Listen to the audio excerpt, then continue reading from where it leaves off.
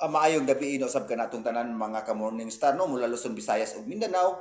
Ako magatimbaya kaninyo maayong gabi kaninyong tanan ug sa tanan akong mga kahigalaan usab gikan sa GSS wide San Miguel Logistic all over the Philippines and Jodex channel Katilabs vlog Jory Dinsil ug sa tanan akong nakaila kanako worldwide.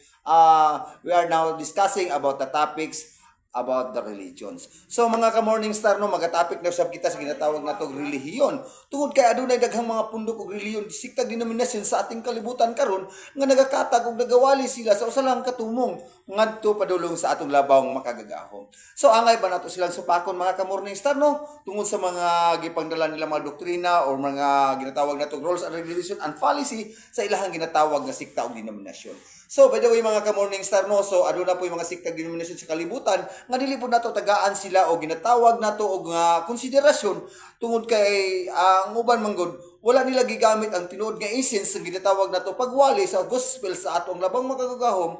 Ang uban ni gihimo nilang abusar o gihimo nilang kapital o gihimo nilang panginabuhian sa matag adlaw. So kana mga ka-morning star nga dili nato sila angay tagaan o konsiderasyon ug angay nato silang batikuson sa mga ingon-ana nga mga pangitabo. So daghan kay mga denominasyon sa atong kalibutan so atong kapupudan nga natudlo mga bakak nga mga pagtulunan nga kini nagahatod og kalaglagan sa atong mga kalag pag-abot sa panahon. So mga ka-morning star daghan kay mga pagtulunan nga ilaha karon gipakatag sa kalibutan na kung diin kini nakahatag og hilo sa atong mga utok labi na sa mga taong inosente nga wala in taon makasugat og unsa ang kamatuoran ug ang tawo nga makasugat niini dali ra kayo nilang mailad og ilahang madala sa ilahang organisasyon ug siktang denominasyon nga napasakupan.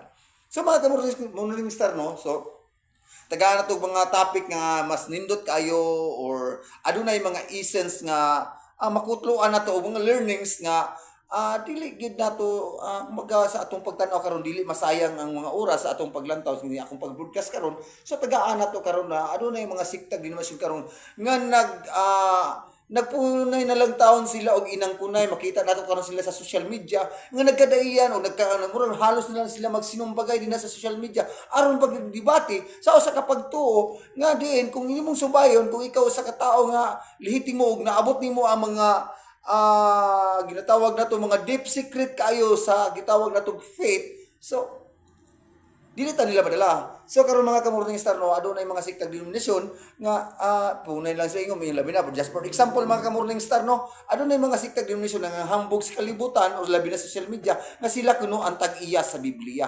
Matuod ba kini mga ka-morning star no adunay mga relihiyon so di lang nato kung ibanggit minsan ng mga relihiyon na nga sila kuno ang nakatag-iya sa Biblia. Tinuod ba kana mga ka-morning star no? So siguro palakbitan nato gamay para matagaan nato og gamay katinawan. Adunay mga siktag denominasyon sa atong kalibutan labi na gitawag og RCC, the Roman Catholic Church. Nagaingon sila nga sila ang tag-iya sa Biblia. Maski ako sa akong sarili mga ka-morning star no, ako dili ko against sa ginatawag nila nga pag-claim or pag-angkon nga sila ang tag-iya or the owner of the Bible. Which that mo nagingon mga ka-morning star no, ako sa akong sarili, ako nagaingon nga yes, the Catholic Church or the Roman Catholic Church is the owner and sila ang nagakumpil sa ginatawag nato og Biblia.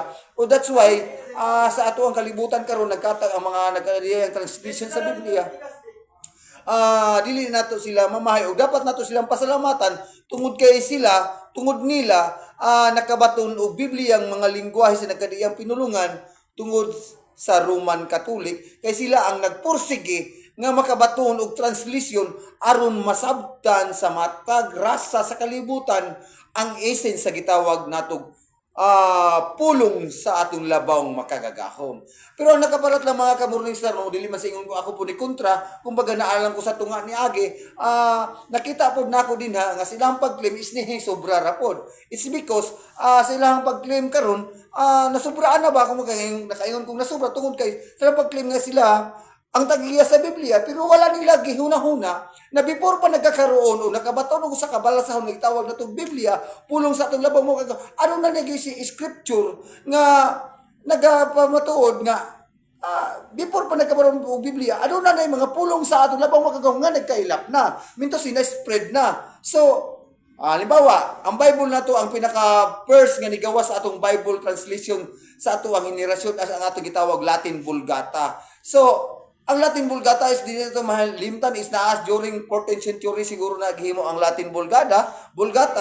So before sa 14th century, ano na nay gospel, ano na nay mga pulong sa atong labang magagahom nga ni gawas og ginipadulong ngadto sa katawan. So remember mga ka-Morning Star, no? So ang Biblia nga ginaklaim sa Roman Catholic Church ilaha na.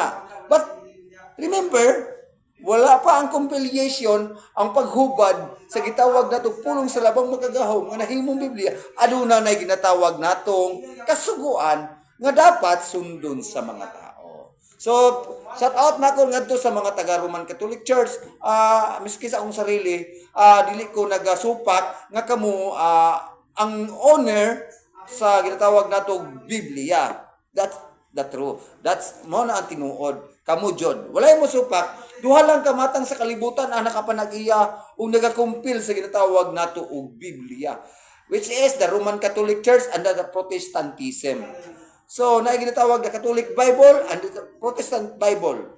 Ang ikatulo, Catholic Bible disguised as Protestant Bible. Wala ang ikatulo nga matang sa Bible. So, lakto na pagkasulti, the true owner of the Bible is the Roman Catholic Church. But the question is always there. Ang pangutana, kanunay nga naa dinha. So, wala pa nagkakaroon og Biblia, asa sila nagkuha o usa ka hubad na diha sila makabaton og Biblia. Kaya dili man na pwede natong tagnaon na nato ang mga panghitabo. Pag-ingon sa halimbawa sa Genesis, there was light. So dili na pwede nimo hatagan og mga paragraph in every chapter, in every verse na ato lang kathang isip. Kumbaga, ano na tayo ginakopyahan aron makabaton kita usab niini. So kana mga ka-Morning Star, no, dapat hinuktukan na sa mga siktag denominasyon sa kalibutan, labi na sa Christianism, na dapat dili nato i-claim nga kamo ang tag-iya. Tungod kay wala pa ang Bible, aduna na ginatawag natong Torah, which is diha gikan ang pinulungan o ang kasuguan sa atong labang magagahom tungod sa pag-invade or pag-conquer sa European, ang tanan na mga important scroll o mga important scripture nga which belong ngadto sa Hebrews is nakuha na sa ginatawag natong European invader.